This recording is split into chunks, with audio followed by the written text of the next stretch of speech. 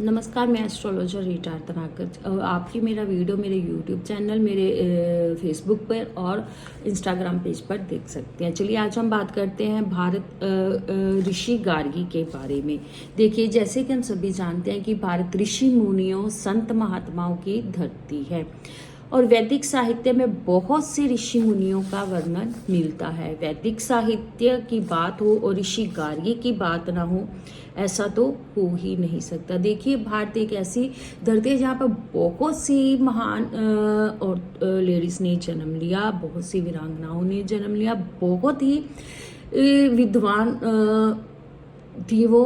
But इतिहास में कहीं ना कहीं उनका वर्णन जो है इतना नहीं हमें मिलता है जितना कि मिलना चाहिए। तो ऐसे ही कुछ जो है मैं आपके सामने अभी लाऊंगी और उनमें से एक है ऋषि गार्गी। तो ऐसा है कि वैदिक साहित्य की बात हो, देखिए ऋषि गार्गी थी जिनका वैदिक साहित्य में बहुत बड़ा योगदान था। तो ऋषि गार्गी की बात और वैदिक साहित्य की बात हो, ऋषि गार्गी की बात हो, तो ऐसा तो हो ही नहीं सकता। तो चलिए आज हम बात करते हैं ऋषि गार्गी के बारे में।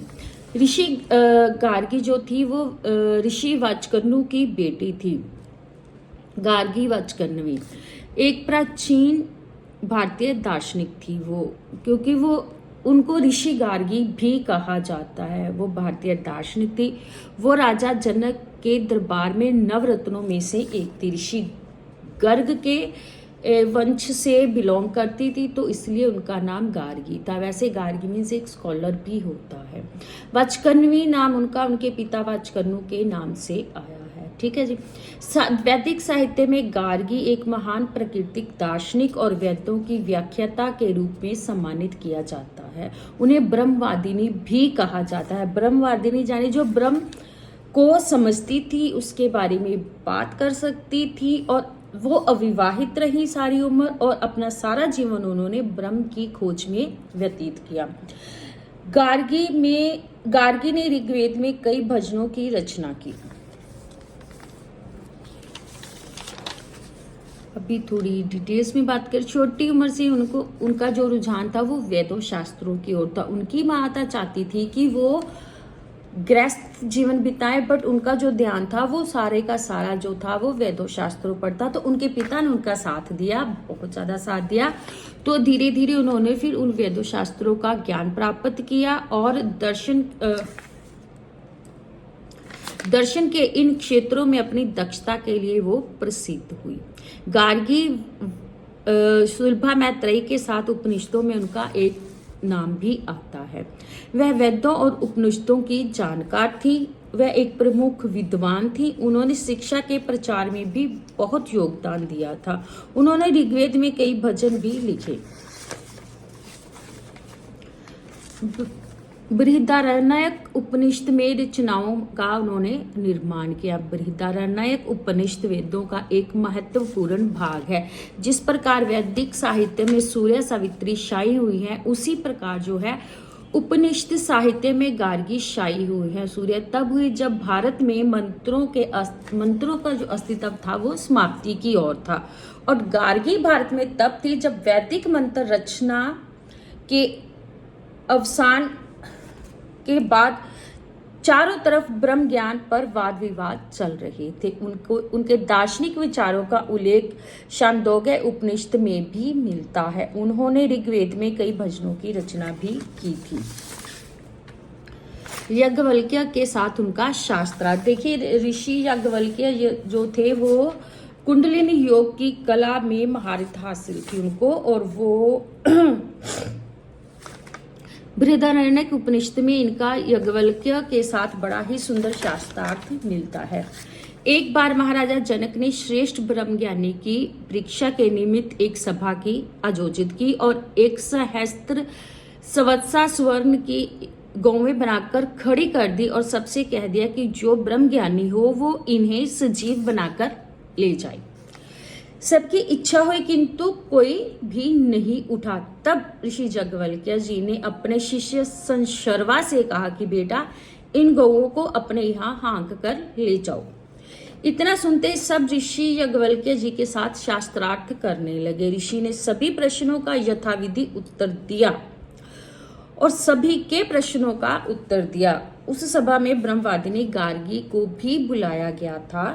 तो उसके पश्चात ऋषि ने शास्त्रार्थ करने उठी। देखिए, वो जो ऋषि गार्गी थी वो राजा जनक के दरबार में नवरत्नों में से एक थी, और उनका जो शास्त्रार्थ है उसका वर्णन कुछ इस प्रकार है। पहले गार्गी जी ने कहा, ऋषि ये बताइए कि ये समस्त पार्थिव पदार्थ जिस प्रकार जल से ओतप्रोत हैं, उस प्रकार जल किससे ओतप्रोत है?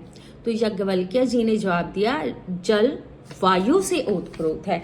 तब गार्गी जी ने कहा, तो फिर वायु किससे ओतप्रोत है ऋषिवर? तो ऋषिवर ने जवाब दिया, वायु आकाश से ओतप्रोत है। तब गार्गी जी ने फिर पूछा, अंतरिक्ष किसके ओतप्रोत है? तब ऋषि याज्ञवल्क्य ने कहा, अंतरिक्ष गंधर्व लोक के ओतप्रोत है। तब गार्गी ने कहा, गंधर्व लोक किसके ओतप्रोत है? तब याज्ञवल्क्य ऋषि ने कहा कि गंधर्व लोक आदित्य लोक के ओतप्रोत है। फिर गार्गी जी ने फिर एक प्रश्न पूछा कि आदित्य लोक किसमें ओतप्रोत है? तो ऋषि याज्ञवल्क्य ने उत्तर दिया, आदित्य लोक चंद्र लोक में ओतप्रोत है। तो फिर गार्गी ने फिर एक क्वेश्चन किया, उन्होंने कहा, चंद्रलोक किसमें ओतप्रोत है? तो ऋषि ने जवाब दिया, चंद्रलोक नक्षत्र लोक में ओतप्रोत है। फिर गार्गी ने एक प्रश्न पूछ लिया कि नक्षत्र लोक किसमें ओतप्रोत है? तो ऋषि ने जवाब दिया, नक्षत्र लोक देवलोक में ओतप्रोत है। तब गार्गी ने फिर एक प्रश्न पूछा, तो फिर देवलोक किसमें ओतप्रोत है? तब याज्ञवल्क्य ने उत्तर दिया, प्रजापति लोक में ओतप्रोत है। तो गार्गी जी का फिर सवाल था कि प्रजापति लोक किसमें ओतप्रोत है? तो ऋषि जी ने कहा, ब्रह्मलोक में ओतप्रोत है। तो फिर गार्गी ने कहा, ब्रह्मलोक किसमें ओतप्रोत है? तब इस पर गार्गी पर क्रोधित होकर ऋषि याज्ञवल्क्य ने कहा, गार्गी इतने प्रश्न मत पूछो, कहीं ऐसा ना हो कि तुम्हारा मस्तक फट जाए। वो कहते हैं ना कि एक अच्छा वक्ता वो होता है जिसे पता होता है कि कब उसको बोलना है, कब नहीं बोलना है, कहाँ पे चुप रहना है, कहाँ पे बोलना है। तो गार्गी एक अच्छी वक्ता थी, इसलिए क्रोधित याज्ञवल्क्य की फटकार उन्होंने चुपचाप सुन ली और कोई भी उनके साथ उन्होंने कोई भी वाद विवाद तब नहीं किया। बट फिर दूसरे प्रश्न में गार्गी ने अपनी जीत की कील ठोक दी। उन्होंने अपने प्रतिद्वंदी को 2 प्रश्न पूछने थे, तो उन्होंने बड़ी लाजवाब भूमिका बांधी। गार्गी ने पूछा, स्वर्ग लोक से ऊपर जो कुछ है और पृथ्वी लोक के नीचे जो कुछ है और इन दोनों के मध्य जो कुछ भी है और जो हो चुका है और जो भी होना है, दोनों किसमें ओतप्रोत है? तो इस प्रकार उसने ये पूछ ही लिया कि ब्रह्मांड किसके अधीन है? तो याज्ञवल्क्य जी का उत्तर था अक्षर तत्व के। इस बार याज्ञवल्क्य ने अक्षर तत्व के बारे में गार्गी को विस्तार से बताया, बहुत विस्तार से समझाया। इस बार गार्गी अपने प्रश्नों के जवाब से इतनी प्रभावित हुई कि जनक के राजसभा में उन्हें याज्ञवल्क्य को परम ब्रह्मिष्ठ मान लिया। इसके बाद गार्गी ने याज्ञवल्क्य की प्रशंसा की और अपनी बात खत्म की। तो और अपनी बात खत्म की। तो इसलिए इसमें ये भी कहीं ना कहीं हमें पता चलता है कि उनमें कितना धैर्य था, वो कितनी विद्वान थी, उन्हें ब्रह्म का ज्ञान था, तभी तो वो उससे इतनी बहस कर पाई। और इससे तो राजा जनक भी इतने प्रभावित हो कि उन्होंने अपने नवरत्नों में उनको एक स्थान दिया। तो वो राजा जनक के दरबार में नवरत्नों में से एक थी। ऐसा है कि वो इतनी विद्वान थी कि अच्छे अच्छे विद्वान भी उनसे बहस करने से डरते थे। तो इतनी महान थी वो, और उनमें हौसला था, और वो एक अच्छी स्कॉलर थी, एक अच्छी फेमिनिस्ट भी थी, और साथ के साथ एक अच्छी वक्ता भी थी।